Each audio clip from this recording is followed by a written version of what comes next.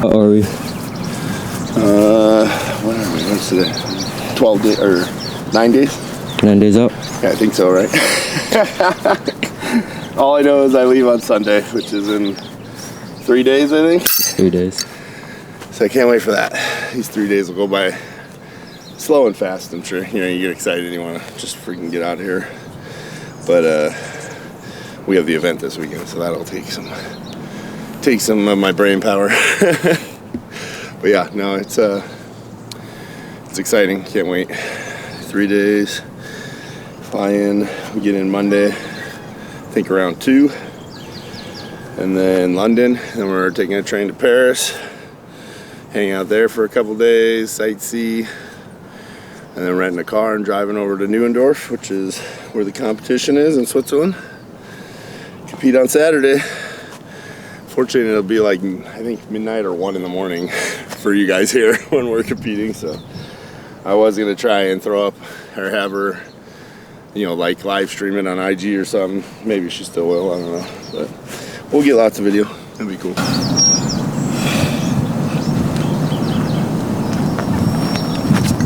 How you feeling overall? Pretty good. Pretty good? Pretty good. Body is, I don't know, probably like 90%. Once we get out there, it'll be, you know, I have a week of just rest. I'll just do some body weight movement stuff to stay ready, and we'll probably do lots of walking around, so I'll be good. I feel good though. Nothing feels too off or, you know, totally crazy. I figure like all the bad stuff has been taken out in the field here at practice. So now we just gotta go out there and do our job. 3 1 turns and then 3 to 5 2 turns, but I'm kind of like peaking.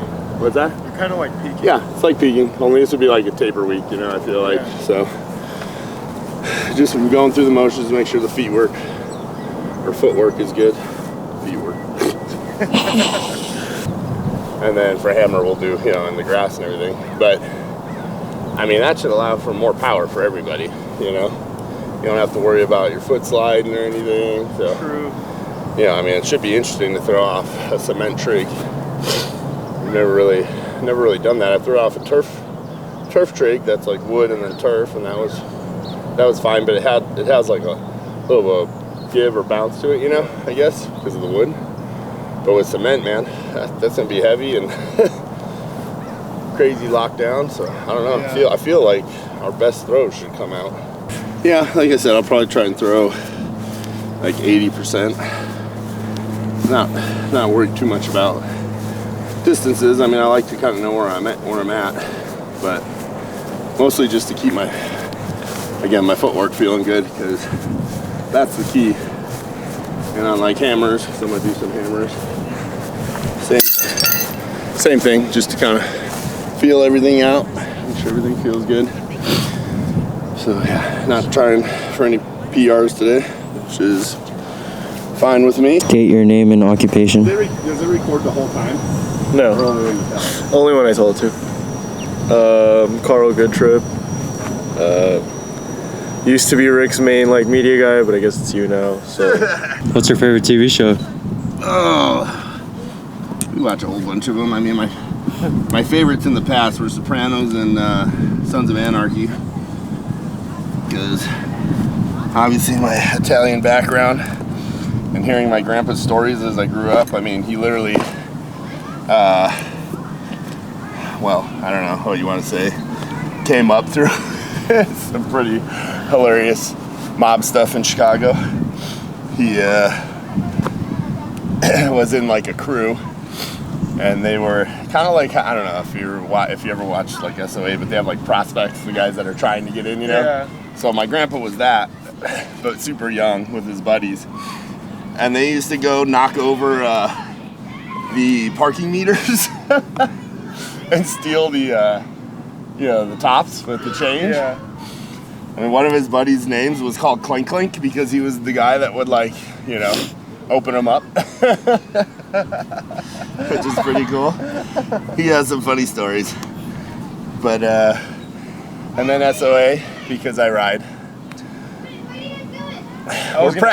We're doing some practice. What are you doing? I'm throwing some hammers, they're called. How's school? You guys happy to be back? No. Bike, I think when I was like 15, didn't even have a license or nothing. My dad was super cool. He's a big biker, man. He's had bikes his whole life and raced and street bikes and all kinds of shit. So I was pretty lucky that he would let me ride like in the local area. Yeah. But yeah. I've been riding forever. I don't know. I just love Harleys. They kind of just have that mystique and everything about them, you know. It's just you know, the whole tradition and stuff. But the story behind mine is actually kind of cool. So when I started my gym, I had a dirt bike and I had a Harley, a Fat Boy, and I sold it, and that's the money I used. I sold both of those, and that's the money I used to start my gym. So I always told myself, like, one day I'm gonna freaking get like my dream bike, which is what I have now, a Road King. And the best part about it is that the wife likes to ride with me, which is amazing because you never know, you know, how women are gonna take to bikes sometimes if they've never been on them. Are you pretty comfortable in all your events? No. This is actually my worst. Hammer is always the one where I have to kind of think about it, go through it in my head, you know, like step by step. It's definitely my, you know, not my least favorite, just struggle, you know. It's a hard one because my mobility in my back is definitely weak for this event with having bulged disc back there. The whole idea is you're trying to be nice and long with it as you come over your head, which means bending your knees and trying to get, you know, like that. And it definitely taxes my back. But I've been doing some things and trying to, you know, work on it. But the one thing is I've actually steadily progressed in them, because I was looking at my numbers actually the other day. I started in 2019 and they were so funny, like just looking at the numbers. But I was looking at it and it's crazy because every year I've gotten better and better and better with them to where my best has actually been this year. So sometimes like I'll have like, I don't know, let's just say stones. My best was last year. I haven't hit a best one with either of my stones this year. Weights, my best one was last year. I mean, there's hopefully a chance we'll hit some good numbers obviously out in Switzerland, but yeah, hammers has been the one thing that I've slowly progressed in. Slow, but progressed. That's the other thing is I've went back to throwing with tacky. I like throwing with the gloves for practice because it doesn't get your hands all gooked up. But in order to really start pulling or hoping for some big numbers, you need to have that ultimate grip. So, are you allowed to use both? Yeah, you can. Actually, there's a guy, he actually just competed out at the, like, I don't know what they're calling it. It's like kind of like a pro championship, maybe an American championship. It was out in Pennsylvania, I think. And I talked with him, and he wears like baseball gloves and then uses tacky, which is nice because then you just take off the gloves and your hands aren't all grimed up. But I just use Goo Gone. Goo Gone works with a towel and get it off. Just takes a couple times. But yeah, it was insane, man. The pro dudes were launching these things. One guy threw like, I think 145 with I know, it's insane. Insane. The podium was like 145, 138, and 133 or something. This is like awesome. Oh man. Overall, you think that was a good throw? No, but I mean, I'm not trying to go 100%. I'm just trying to feel it. Like, again, this is my hardest thing. Yeah. And especially the heavy one. You know, there's two hammers, a heavy and a light. And I mean, distance-wise, no. But I mean, you know, I'm just trying to feel it all out today. Make sure that nothing's crazy off. So, I mean, I hope when we get a competition, I'm up there 90 with it. That was my first one, so we'll just see how it goes as we keep going. I mean, if I throw over 80 today, you know, just kind of taking it easy, then that's fine. The hard thing, I think, is with this is it's hard for me to like do the percentages with it, you know? Yeah. Where are we headed to next? Switzerland. No, home. But that's the last of it. Those are the last throws until we get out there. So now we just gotta hope that it all come together and everything feel real good on game day, which usually that's the case in my life. I always seem to be able to pull together a good game day performance. Provided I can handle the plane ride out there. And all the walking around, I'm sure we'll do. But nah, it'll be good. I'm excited. And I'm excited to throw out there. Kind of to the point where I'm done practicing, you know? You get to that point where you're like, okay, I just want to do something now for real. And this is why Mike has an office. All right, so we're getting Rick Simmons here ready for the last little tune-up. All right. I feel like I'm in trouble when he uses my full name. Only my dad's like Rick Simmons. Then I know I'm in trouble. This is my boss. I've been working on him for literally almost 3 years now, consecutively. It's kind of funny how I found Ironmongers. It was during COVID, and I came down here to support a friend, and I met Rick, and Rick was just like, well, let's see what you can do, and worked on him, and I've been here ever since. I used to commute down from LA, and I got sick of making that commute, so I moved down here. So been here ever since, and I'm happy to be here. There's one thing I always wanted in my gym, and it was a soft tissue, therapy guy. And Mike is pretty renowned in this area, so I'm pretty happy to have him here. But really, anybody, any gym, if they can have a soft tissue person there, man, what a difference it makes, So I'm glad he's here. Takes care of all my problems, keeps me fine-tuned, even if it's minimal, So today we're really just going to focus on most we can do to recover. We really can't get into anything major because we're not trying to bruise him up or beat him up so he won't be able to perform.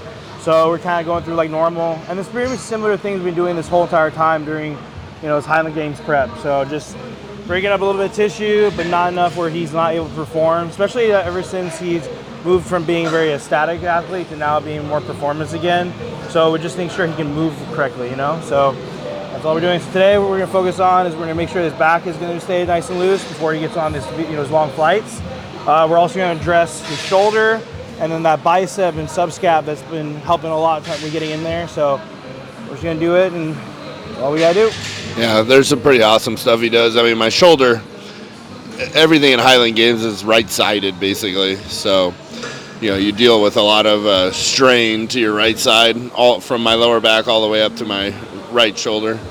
And it's crazy. He'll get into certain things, and my range of motion will be 2 to 3 inches better, after he goes through and does his, works his magical hands in there.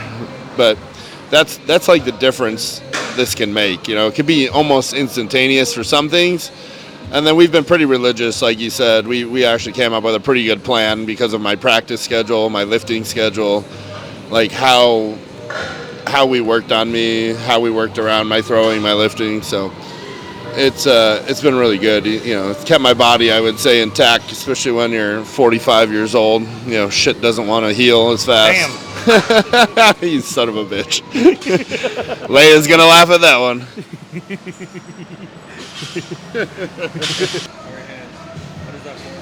Huh? Okay, so this is a scraping tool. So it's got a lot of different names. You have Graston, gua sha, but pretty much what it's doing is pretty much trying to break up that myofascial layer right underneath the skin. So we don't really go after any really deep muscle. So this is all superficial work. But again, helps promote blood flow. It's really good. Graston is really great for also smaller muscle groups. So muscle groups that are really attached to knees, so your tendons, ligaments. So those are really good because those don't get a lot of blood. So anytime you get an injury, the biggest way to heal an injury is bring blood to the area. So that's the biggest thing we're doing. We're just trying to break up a little bit more tissue, but more surface level. Every day. No, I will say this, there are things that Mike does along the way of this entire session that they build up as they go. It's like the first couple of times he rows up and down it, it's like not bad, right? It's kind of like tattooing, and then as you keep going over that area, it gets progressively more sensitive. But Mike does pretty good. I've gotten it done, and some people dig in like super hard, man, and I just feel like you kind of working against what it's trying to do. Mike has a good understanding of it. So, anyways, yeah, there's always a little bit of pain with this stuff, but my pain tolerance is pretty high, I would say, for just all sports and life. But yeah, I mean, everything has a little bit of pain just to recover. It's funny, like Rick is like one of those guys that have like a stupid good pain tolerance, and it's funny because anytime I start seeing him make faces, I'm like, this must hurt. It's like most of the time I'll like, for example, one of the most like uncomfortable thing to get worked on is like a psoas release, which is that's your greatest hip flexor muscle, and that runs like right above the pelvis, so the pelvis bone. And that can be very uncomfortable because it's a lot of pressure. It's also just in a weird area. And I've worked on people and they're just like, they can't take it. They can't even like talk. And I've had conversation with Rick, and there's only a couple times I've been there, and he just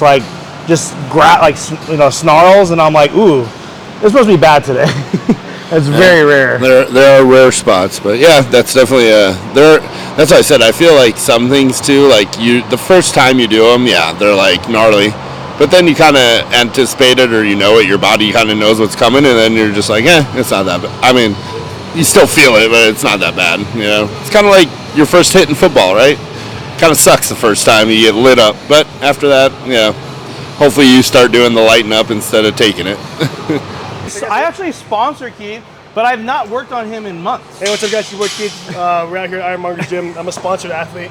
Piece of shit. He's a sponsored Chick-fil-A athlete. No. Uber Eats. Uber Eats. What's the Shout outs, Badass Breakfast Burritos.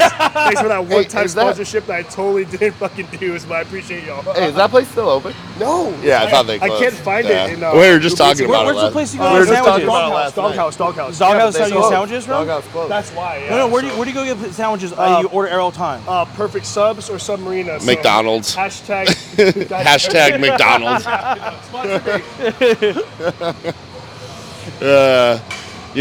We're just the life of. We're the epitome of high-end athletes here. McDonald's, Chick-fil-A. That's actually something too that, again, even with all this and training and stuff, like I feel like my nutrition's been pretty damn good over these last 12 weeks. I mean, and even with all that, you need this still, I know when you're younger, it doesn't feel like it, because when I was younger, I used to eat freaking mac and cheese and, protein powder was post-workout or whatever. It's totally different as you get older. But, I feel having the gym definitely has its benefits. I mean, I have a lot of people helping me, not just Mike. Keith helped me with setting up a lot of my workouts, and then I had to maneuver some of that when my shoulder started giving me some flare-ups, but the base was there, and so Keith does that. Mike helps with the recovery. Arkady obviously helps me with all my nutrition and keeping me on point there. So again, it's a team thing, man, not just for me. I want to win it for everybody. That's the goal, to go out there, kick ass, come back, and tell everybody, hey, man, we fucking did. Did make a chocolate? Good. 3 more. 2. 1. Good. All right, then arm straight. Real pull back. And forward. And we'll over resist you a little bit. Good. Again. Yep. 2 more. Last one. Good. All right, and last thing. Front raise high as you can go. 5 of those. Good. 1, 2, 3, 4, and 5. Good. Now feels like your hand's gonna explode.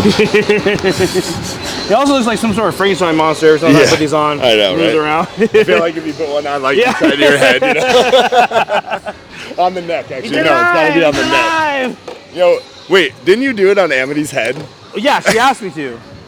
Literally, one of the members here literally was like, "Put it on my head." She did not think anything would happen. Of course, this bull's blood the head whole day. She got a big old circle on her head. I have no idea what she was thinking, but she was like, "Put it on my head." I'm like, "All right, you That was asked for it." awesome. Oh man. All right, we are all good? golden. There we go. Last So session of this prep. that's our last one. He's gonna show Arcady some stuff actually Yeah, tomorrow. So, what the cool thing about what we just did, so the cupping and the flossing is you can do this literally the day of a competition because it doesn't break up any major muscle tissue. So this will just literally prime him to be able to throw in these full range of motions without having any kind of like limiting factors. So they're definitely going to show his wife Arcady how to do it right before the morning of the competition, and he can even do it. You can do it in like intro, like during the competition. If anything ever feels weird, you can throw it on too, and it's not going to hurt. Like that's the nice thing about these will not cause any kind of like hindrance. Yeah. The nice thing is like we do this. We should have done like a before picture of my range of motion. Yeah. But I mean, like I'll have excellent range of motion here. Excellent. I mean, that feels great, you know. Whereas probably when I came in, I could probably go to like there. Yeah. Now I can reach all the way back. I mean, that's huge. Highland Games is a range of motion thing. How long can you be? How long and loose can you be? And so, I mean, what Mike just did probably opened me up, I don't know, so much more. I mean, it feels amazing right now. So, anyways, we're going to go kick some ass, have fun. If you're in the area, come get work done by Mike because he's got the magic hands or the iron hands. All right. Awesome, brother. Thank you. Anytime. I got to take time. Yeah. That feels great. Good. Fuck.